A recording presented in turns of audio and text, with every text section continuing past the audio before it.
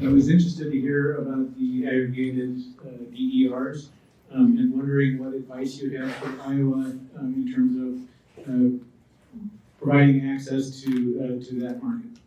You know, for Iowa, I think the big thing is to make sure your voices are heard. One of the reasons I'm doing a forum like this today, and why I did during my time at FERC, was that Bob said it. You know, it's hard to explain these complicated FERC orders. One of the things that I think I did successfully during my tenure was to make FERC more accessible. It plays such an important role in our energy policy landscape. And as we move towards things like aggregated distributed energy resources, it's bringing new stakeholders into the fold who historically may not have been familiar with the commission. And I've had people tell me, like, Neil, prior to your arrival and making FERC more relatable and accessible, I would have never commented in a FERC docket, or I never would have self-nominated to participate in a FERC technical conference because I was too intimidated. And that's a problem, because one of the reasons that necessitated us to even move on that FERC order was the fact that, you know, incumbent stakeholders who understand FERC and understand the regulatory process and have access to the RTOs and ISOs, they block out innovative new resources. And so as the energy landscape transforms and more people come to the table, it's important to have different perspectives heard. To me, I already think FERC Order 2222 will be significant. The difference between whether it's significant or whether it's historic will boil down to compliance and implementation. And I will tell you right now, I've been frustrated. MISO came out and said that it would be 2030 at the earliest before they could comply with FERC Order 2222. And I just think that's completely unacceptable. And I think the RTOs and the ISOs and the incumbents who want to resist these innovative changes, they need to hear from stakeholders outside of the traditional utilities that kind of dominate that process. So that's my long-winded senatorial way of saying comment, file in dockets. You don't have to hire an expensive law firm to do it, although if you do, hire me. But you know, there are ways to influence the process that are really important. And I think Iowa is a perfect example of a place that could really benefit from this innovation and these opportunities. Make sure your voices are heard. Hi, Neil. This is Delia Meyer, and I wanted to say thank you for speaking to us today. I appreciate it. And Anything for you. hey, did you hear that, everybody in the room? Anything for me. Anyway, I especially appreciated your comments on the EV charging and that it should be done at existing, gas stations and truck stops. That's been a real trouble point for us in the industry, and that's what we're here for, to serve customers. So I appreciate that and making that a public statement. It's been real frustrating for us in Iowa, as you well know, on that kilowatt charging. And, as a business leader and a lifetime Iowan, we're always looking for opportunities to, as a homeowner and a business owner, to save energy. Where should our investments be to save energy and invest in things like solar and LED lighting? And there's so many things that can be done, and not a lot of information out there for people. And so anyway, I would just make that comment as well. But as Iowans, where would you suggest that we start on trying to implement things that help us make the right investments? You guys are big consumers of energy. And I think consumer focused. I know enough about Iowa politics to be dangerous, but I think the whole country knows about Iowa politics because of the important role you guys have historically played with the caucus. And so we pay a lot of close attention. Obviously, during my time in the Senate, we paid very close attention. There were a number of years I found it interesting that Iowa was represented for like 3 decades by Harkin and Grassley, and they just countered each other's vote on every contentious matter. But as a result, we've all become very familiar with Iowa politics. And I think consumer-driven approaches to policy really resonate with Iowans. And so, look, I'm a Republican.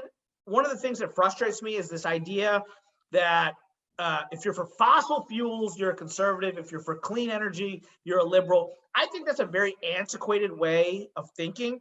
I actually think that there is a real business case to be made for renewable energy today, that at their infancy, renewable technologies were dependent upon subsidies and mandates and tax incentives. I don't think that's the case anymore. I think renewables can compete on their own footing, and everyone from Fortune 50 companies to small businesses to individual households are clamoring for cleaner sources of energy.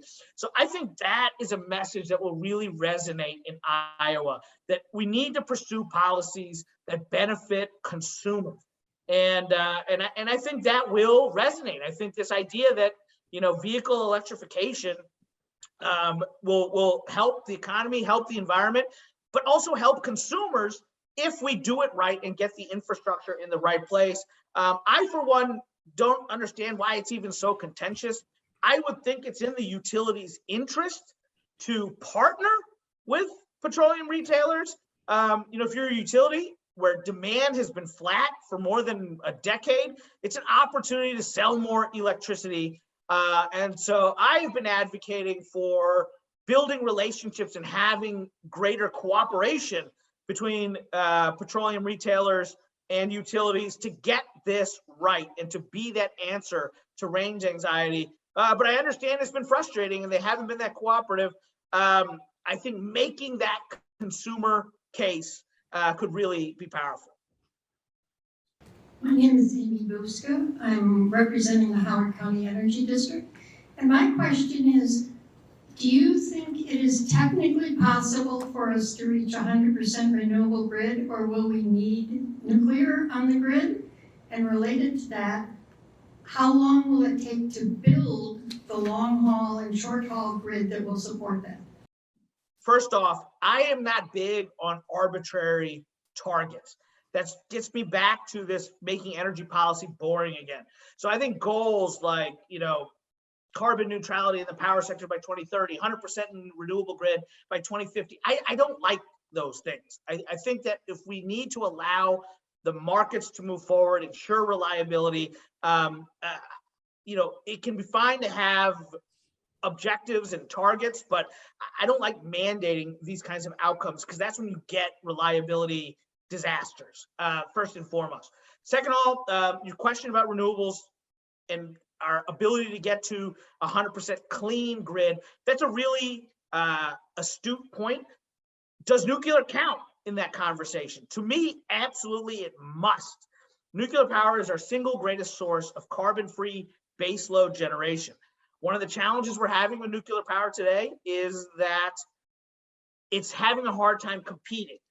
Nukes are so critical to carbon mitigation, but in an environment with increasingly inexpensive renewables and abundant, affordable natural gas, it's just very, very hard to justify building a new nuclear plant for sure, but even to maintain the operations of some of the existing plants has become challenging in an environment where nuclear power is not necessarily cost competitive.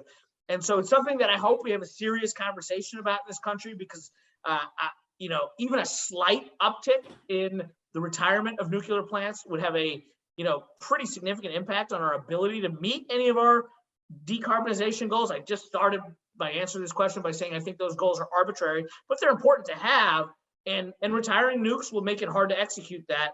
Your final point, it is super hard to build transmission in this country, super, super hard. I think what FERC is doing, if they execute it properly, my former colleagues, I applaud them for it. I don't always agree with what they've been doing since I left, but I think on transmission, they're approaching it the right way. I hope they get it right. It'll be important, but it's by no means a panacea. There are so many factors that will go in to the transmission siting, cost allocation, and interconnection process. It's going to be hard. It's going to be expensive. It's going to be challenged, and it's going to take a long time. And I'm hoping that we can get it done. But this all gets back to my core point that we can't arbitrarily rush the energy transition. We all want to decarbonize. We need to do it in a smart and strategic way that factors in reliability and energy security and also affordability. We don't want to get to a point where in our in trying to achieve an arbitrary target, we make energy too expensive. There was a period of time where electricity was like a luxury good in Germany. We don't want that experience here in the US.